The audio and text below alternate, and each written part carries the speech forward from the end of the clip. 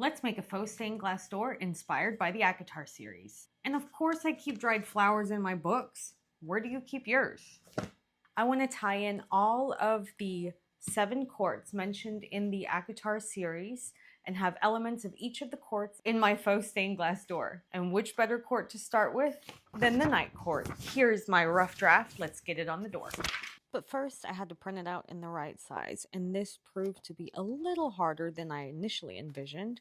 And I was getting really frustrated because every time I tried, it just wasn't working out for me. So I sat there racking my brain trying to figure out what the problem was. But then I had an idea and I got back to work. And it worked! The next step was to cut it out and piece it together. I had to print each panel across 2 sheets of paper since a sheet of paper is 8.5 by 11. But of course the glass panes are 6 1/8 by 12 1/4.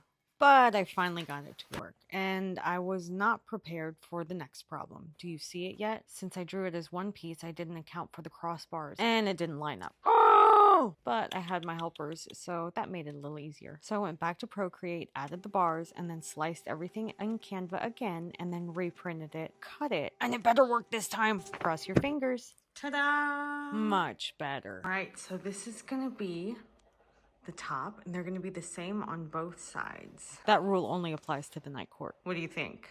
And now we just have to pick the colors.